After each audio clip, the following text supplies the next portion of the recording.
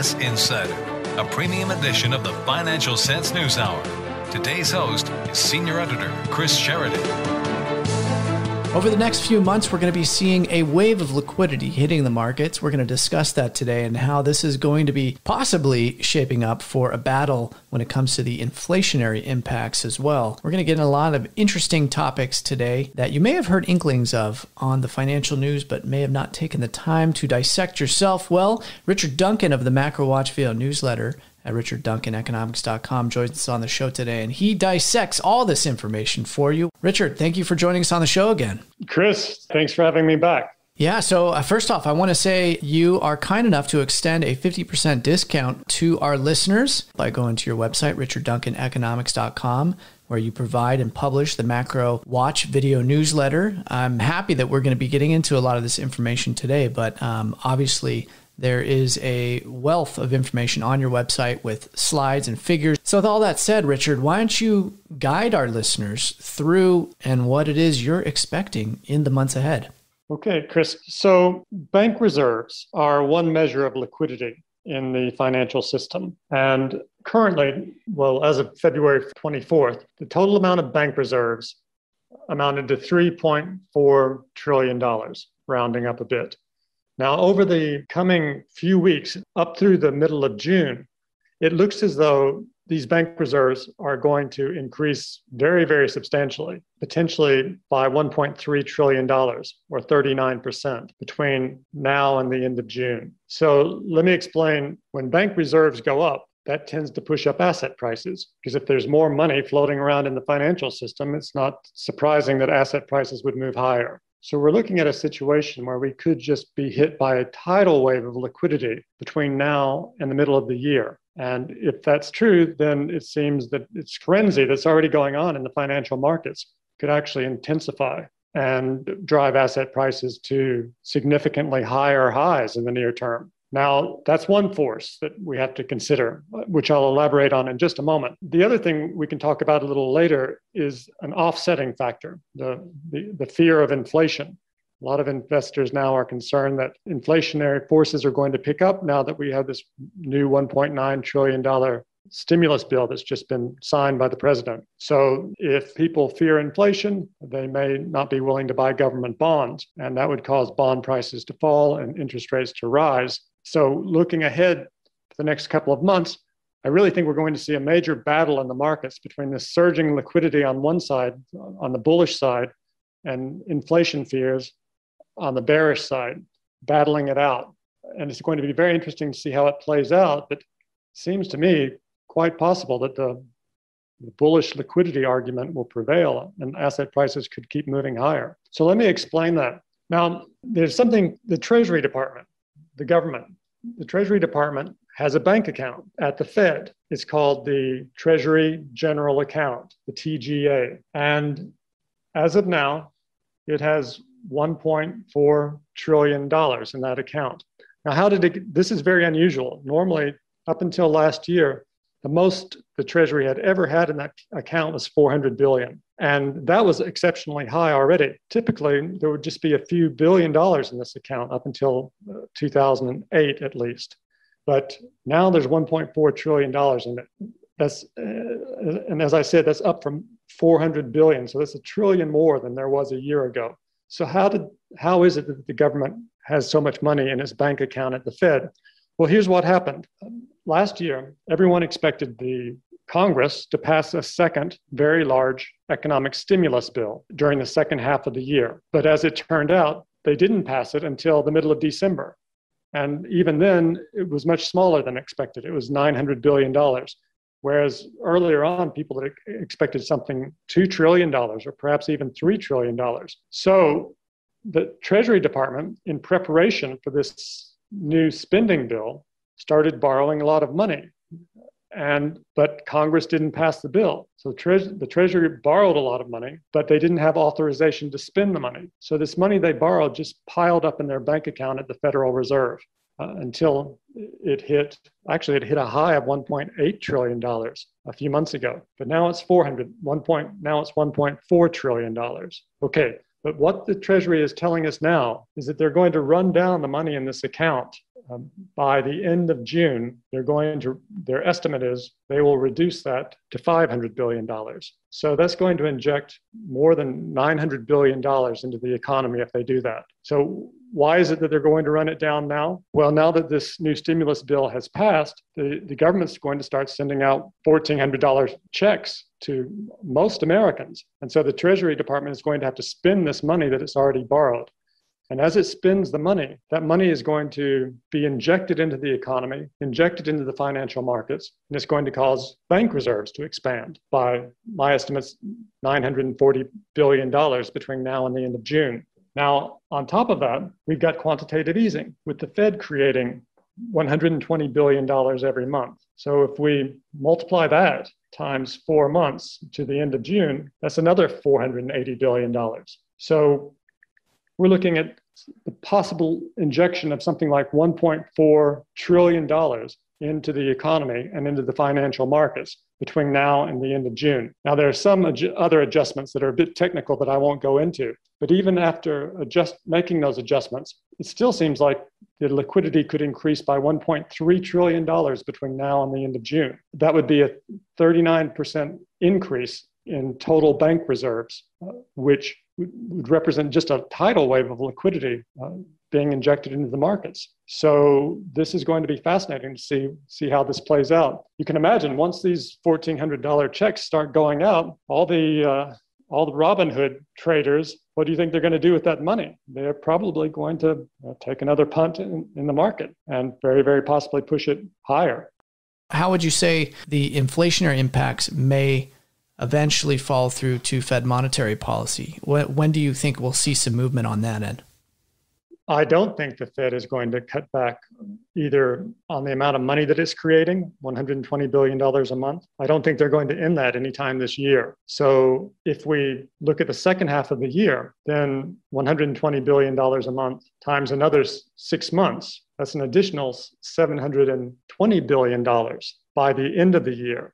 So if we tack that on to what we were just discussing would happen by the end of June, we're potentially looking at something like an increase of $1.9 trillion of bank reserves, or a 56% increase in bank reserves by the end of this year, up from roughly 3.6 trillion now to 5.3 trillion at the end of the year.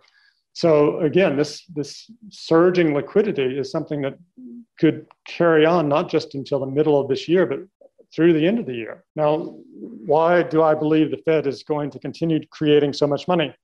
Well, first and foremost, because they tell us that's what they're going to do. Over the last 2-3 weeks, we've had a number of speakers from the Fed, including Chairman Powell, more than once, saying that they are going to continue to keep monetary policy very, very loose. They make the point that nearly 10 million Americans have lost their jobs relative to 1 year ago. 10 million, there are 10 million fewer Americans working now than 1 year ago. So they want to get these people back to work. Now, it's true that with so much spending from the government and pent-up demand and the vaccines now being rolled out, it's likely the economy is going to have quite a big economic boom this year. And that is going to put some upward pressure on prices, particularly commodity prices. We have already seen commodity prices start moving up. But commodity prices are very, very volatile. They swing around very wildly. And that's why the Fed disregards most commodity prices when it looks at inflation.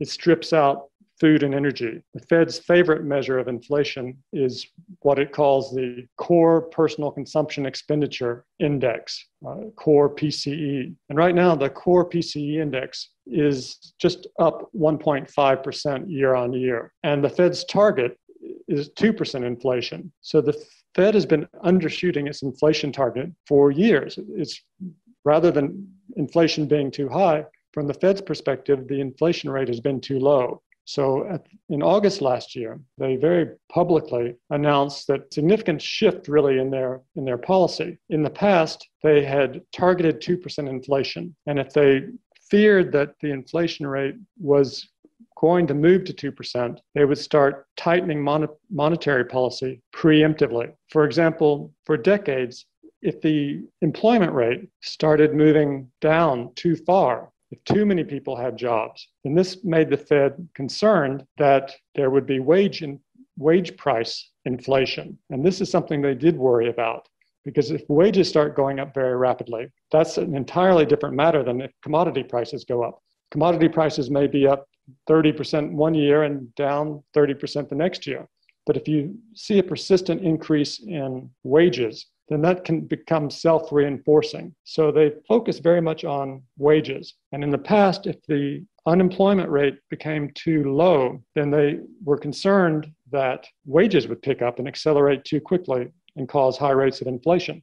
So they would act preemptively. Even if there was no inflation, if the unemployment rate started falling below 5%, then the Fed tended to start hiking the federal funds rate and tightening up on monetary policy. What we've seen in the last couple of cycles is, well, before the pandemic started, the unemployment rate had fallen all the way down to 3.5%, with the lowest in 50 years, and there was still no inflation.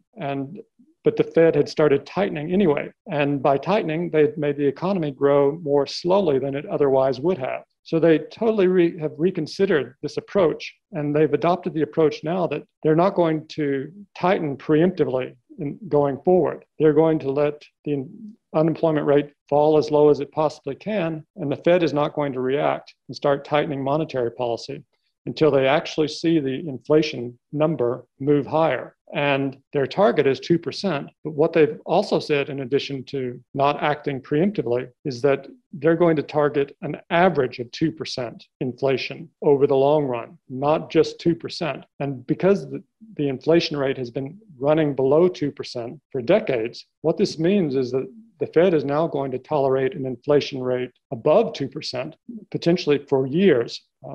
We're not talking about very high levels of inflation, but a rate of inflation above 2%. It could be 2.5%. It could even be 3% for a short period of time before that would bring the average inflation rate back to the Fed's target of 2% over the long run.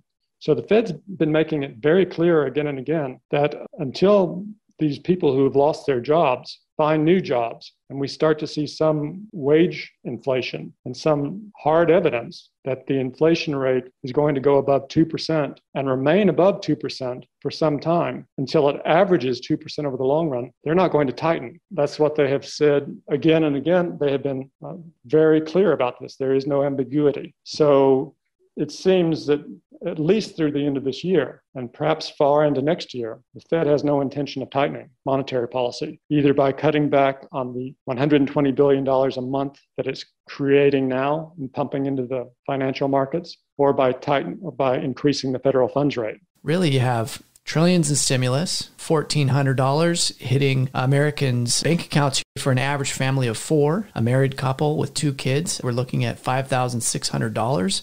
And then on top of that, you have a very loose and conducive monetary and fiscal policy. So I guess, does this just reinforce what David Tepper said, that, it's very difficult to be bearish in this type of environment?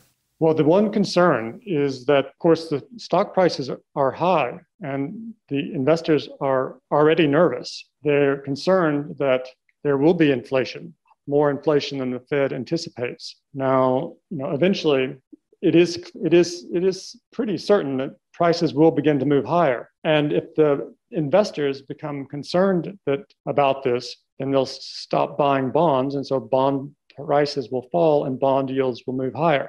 So that's what we have seen over the last few weeks. There's been a very significant pickup in bond yields. At the beginning of the year, the 10-year Treasury bond yielded 93 basis points. But at one point last week, it was up above 1.6%. Now it's about 1.52%. So there's been a very sudden move up in interest rates, not because the Fed pushed them up, but because the market pushed them up. And when interest rates move higher, that makes stocks and the more speculative investments less attractive. So that's created quite a bit of concern in the markets. We saw the NASDAQ fell 10% from its high, although it's recovered over the last several days. So this issue is going to be important going forward. Will the markets have a panic attack and sell off despite all the wave of the liquidity that's hitting them? Because, of course, no matter how much liquidity there is in the markets, It doesn't mean people are going to be forced to invest that liquidity in the stock market. They can always sit on it for a while. Individuals and banks, all potential investors, they don't have to invest just because they've got money in their pockets.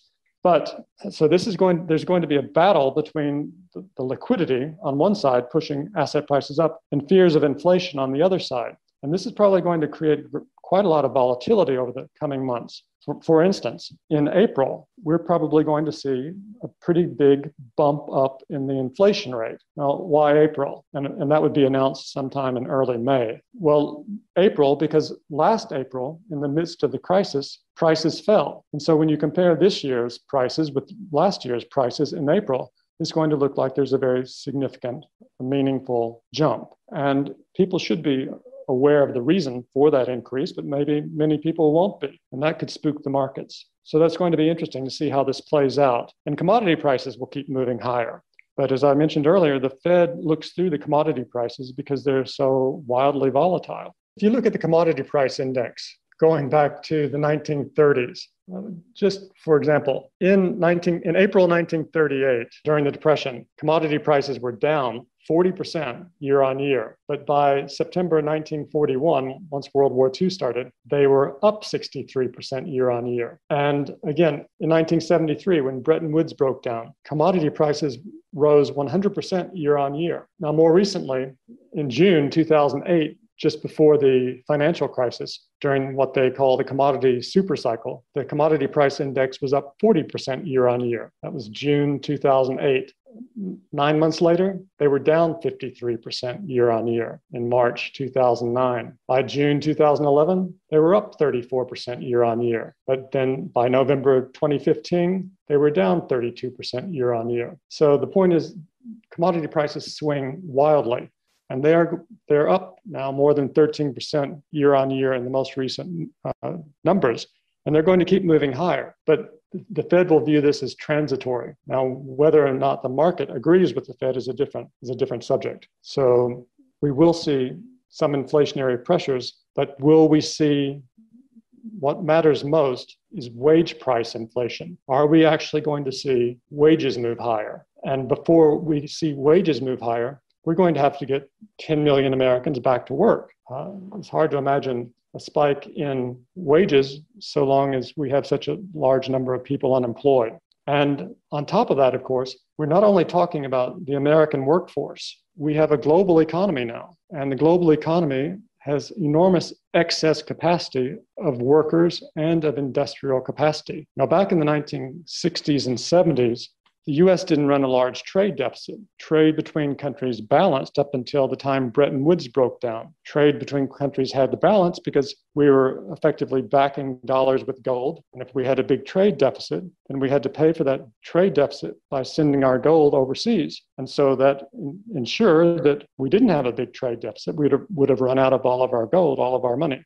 But when that system broke down in 1971, not too much longer after that, the U.S. discovered that it could buy things from other countries on a very large scale, and it didn't have to pay with gold anymore. It could just pay with paper dollars or treasury bonds denominated in paper dollars. So the U.S. started running these enormous trade deficits, and that changed everything. Up until then, the deficits really got going in the early 1980s. Before that time, if the government had very large budget deficits, or if the Fed created a lot of money and pumped it into the economy, that tended to overstimulate the US economy. All the Americans have jobs, all of the factories were working at full capacity, and this caused inflationary pressures. Wages started to increase and product prices started to increase, and it resulted in higher and higher inflation until the governments tightened up on their policies and stopped spending so much or hiked interest rates and cooled the economy down. But now we're in a completely different world. We no longer have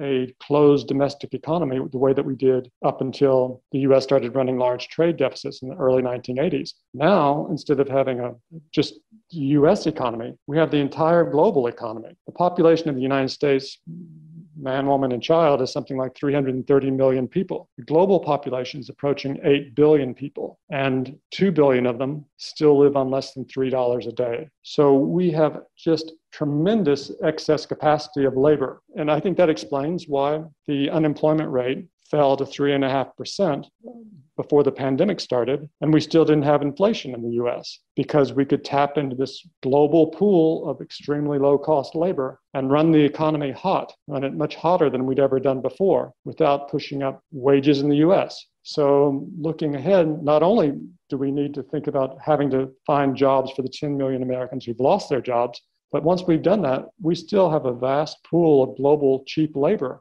that's going to make it more difficult to drive US wages higher or drive them high enough so that it actually results in a sustained cycle of higher wage inflation.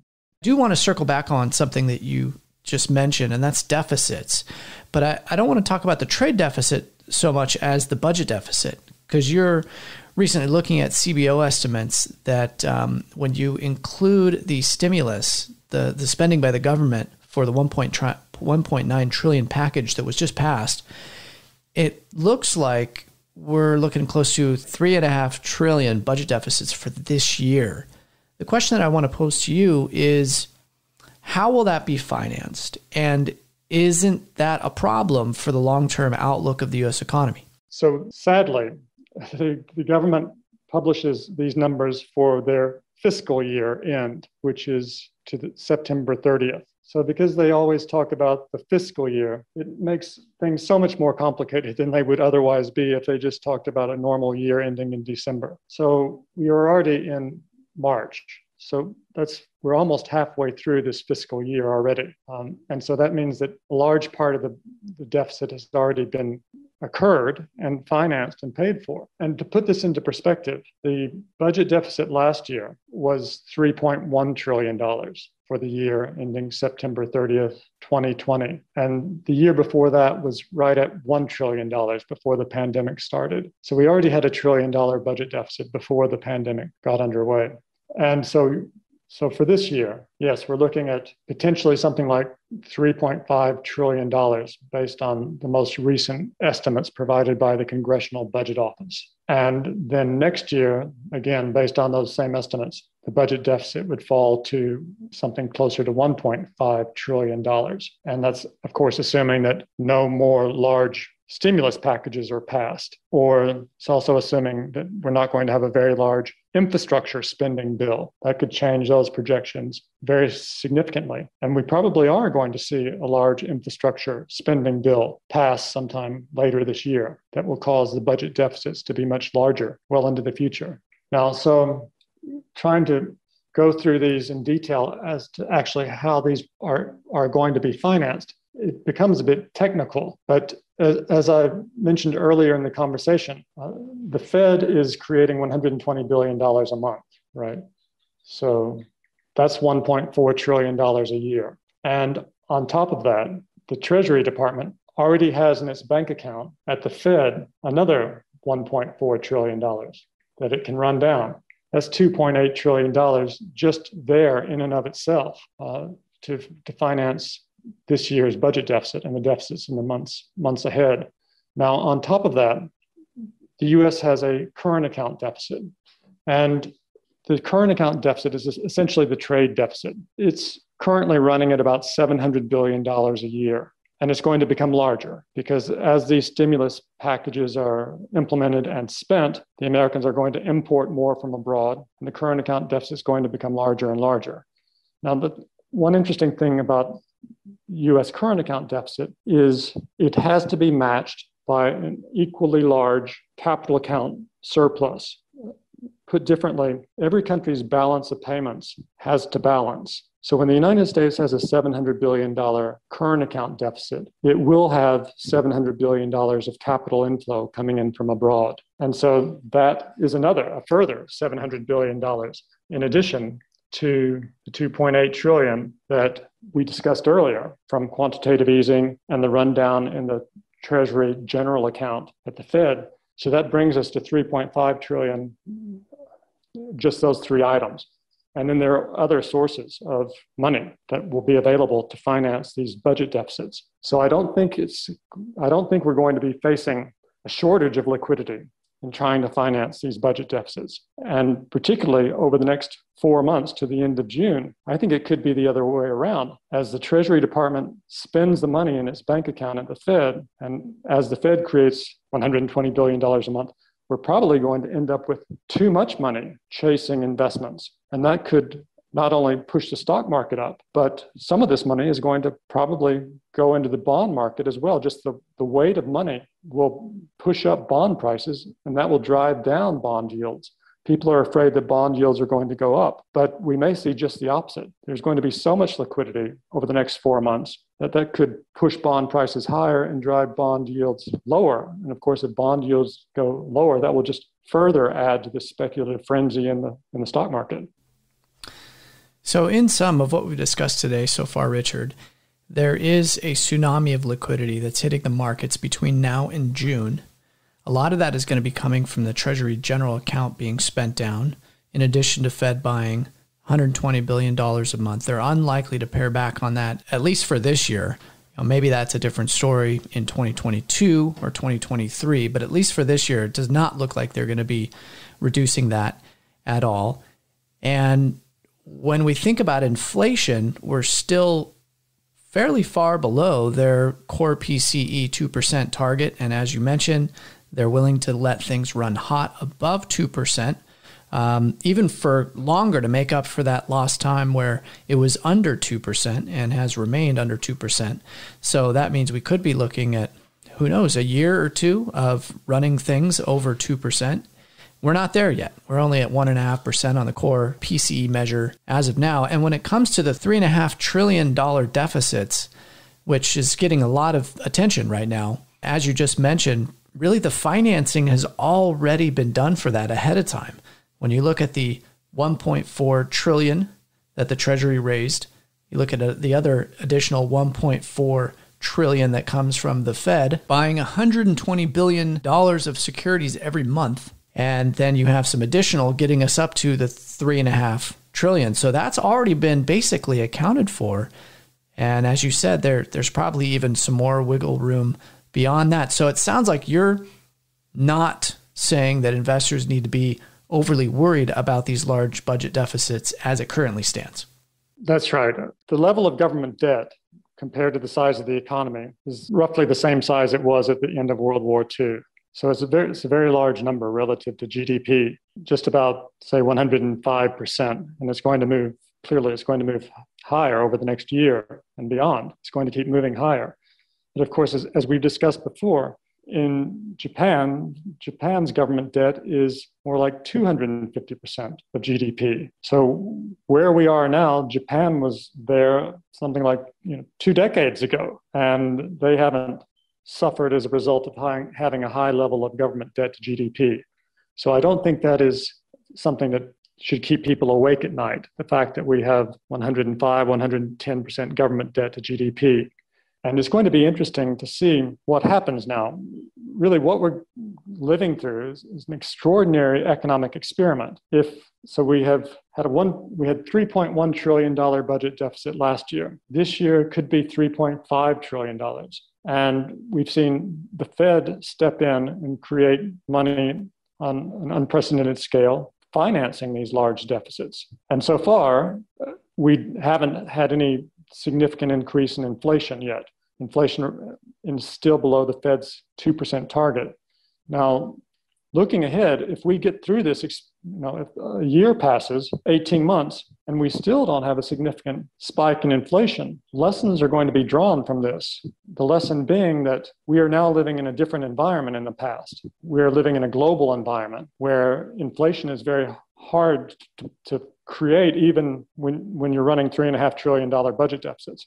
If that is what we see, if we don't get a spike in inflation and we manage to finance now this $1.9 trillion stimulus bill that's just been passed by Congress and signed by the president, well, following on from that, we're likely to see a very large infrastructure spending bill. The newspapers are saying this could be $2, $3, $4 trillion over several years. And so we may be in a paradigm shift in terms of thinking about what is possible for the government to do in terms of supporting the economy through a pandemic or rebuilding the country's infrastructure, or beyond that, of course, as you know, what I'd like to see is for the government to invest very aggressively in new industries and technologies so that we could induce a new technological revolution and not be overtaken by China, which is now investing more in research and development than the United States is. So we may be moving in that direction. This $1.9 trillion stimulus bill is certainly a big step in that direction. So we may be in a complete paradigm shift, and we may start to see much larger budget deficits far into the future. But if we do, this money that the government spends to rebuild the infrastructure, for instance, that is going to create a lot better infrastructure. That's going to create a lot of jobs. That's going to strengthen the economy, rebuild make America a nicer place to live, nicer airports, nicer roads, nicer bridges, and broadband across the country. These are just the basic services. But if you go beyond that and then also begin to invest aggressively in research and development, which candidate Biden campaigned on. He in the Biden plan, he said the government would invest $300 billion in research and development over the next 4 years. Well, that's far too low, but that's a step in the right direction. So if we begin to see those sorts of investments, this will fundamentally make the U.S. economy stronger. It will increase productivity. We will create new technologies that make the country more prosperous. So we could really, in a way, experience over the next decade what we experienced as a result of World War II. Of course, we didn't want to enter World War II, but when we were attacked, the United States jumped into the war. The government spending skyrocketed beyond anything anyone had imagined possible before. And the Fed created money. The Fed expanded its balance sheet by 11 times in 4 years during the war. And as a result of this extraordinary expansion of government debt financed with money creation by the Fed, not only did that enable the United States to win the war, but it produced a wave of technological innovations and fired up the economy for the next 25 years. Now, in this process of the war, it happened very suddenly, but the Fed pegged interest rates from 1941 to 1951. They pegged the 10-year bond yield at 2.5% and the short-term interest rates at 0.3%. They held it there. In other words, they did yield curve control. And during those years, of course, there was inflation in the United States. So that was financial repression. People who had just cash under their bed, well, the value of that cash lost money because there was inflation. But at the end, everyone came out of the war, almost everyone came out of the war very substantially better off than they went into the war. Because remember, until the war started, the United States was still in a depression. The Great Depression had been going on for 10 years at that point. So the spending by the government ended the Great Depression. And all of this massive government spending financed by the Fed created a boom that lasted until 1970. And so this may be what we are looking at in the years ahead. If the government starts spending $2 or $3 trillion on infrastructure, and this still doesn't cause high rates of inflation, then they're likely to keep going with this and start spending $2 or $3 trillion on new industries and technologies, which is what I advocate. And if they do that, then that will turbocharge U.S. economic growth. It will radically improve American productivity. It will shore up U.S. national security, and everyone will be immensely better off, just as they were at the end of World War II as a result of massive government spending. Or to bring this story a little bit closer to our lives, during the 1980s, the economy boomed. Why did the economy boom during the 1980s? Because President Reagan expanded government debt so radically. He cut taxes. That caused the budget deficit to be larger. But he very aggressively expanded U.S. government investment in the military. And as a result of that government investment, the economy took off. One year, I think it grew 7%. And all during the Reagan years, those years boomed. But why did they boom? They boomed because massive government spending, government investment. And as a result of that investment in the military, the Soviet Union couldn't keep up. They tried, but they eventually went bankrupt trying. And that brought the Soviet Union to collapse. So that's another example of the benefits of aggressive government spending. I don't have the numbers in front of me, but off the top of my head, I think U.S. government debt I think it tripled during the 8 years of the Reagan administration, or at least it tripled during the 8 years of Reagan plus 4 years of Bush. The government debt tripled, and that's why the 80s were prosperous. Yeah, it's interesting because right now we're seeing more of an arms race. Just like we saw then, it was between the U.S. and Russia. Now it's between U.S. and China. Russia is still a part of this as well, but with spending on 5G, AI, robotics, I know something that we've discussed with you on their show in the past. But also now we're seeing much more spending going towards the biotechnology industry in light of COVID. Lots of money funneling into that sector of the economy as well. So it's going to be very interesting to see how these things play out.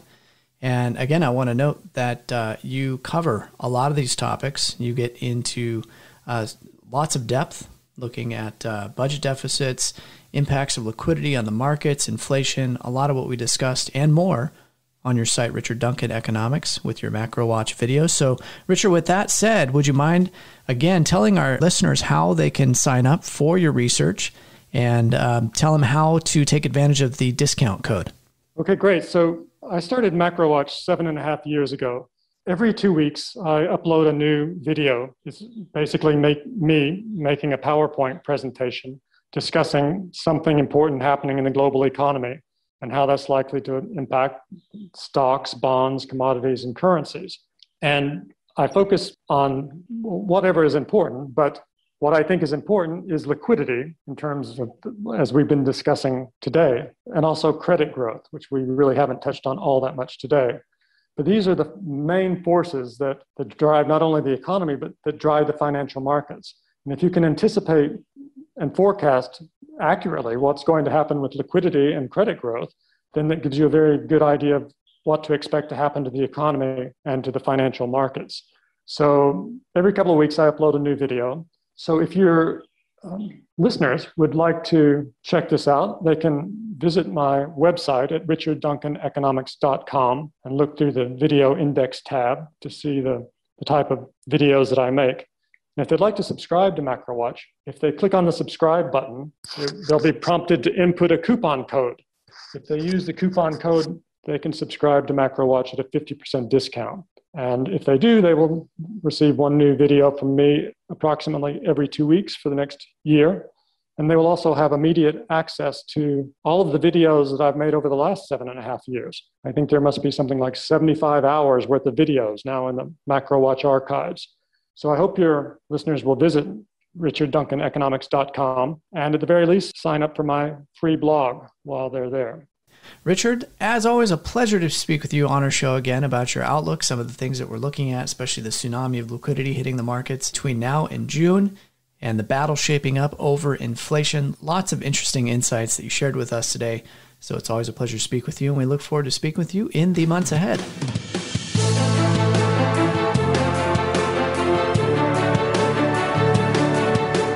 The Financial Sense News Hour is for informational and educational purposes only and should not be considered as a solicitation or offer to purchase or sell any securities. The investments, investment strategies, and investment philosophies discussed or presented on the News Hour each involve their own unique risk factors, which are not discussed on the show. Responses to listener inquiries are based on the personal opinions of the Financial Sense staff and do not take into account listener suitability, objectives, or risk tolerance. Financial Sense News Hour and its parent company shall not be liable for any financial losses that result from investing in any companies mentioned in Financial Sense or arising out of the use of any material on the News Hour. Be advised that you invest at your own risk.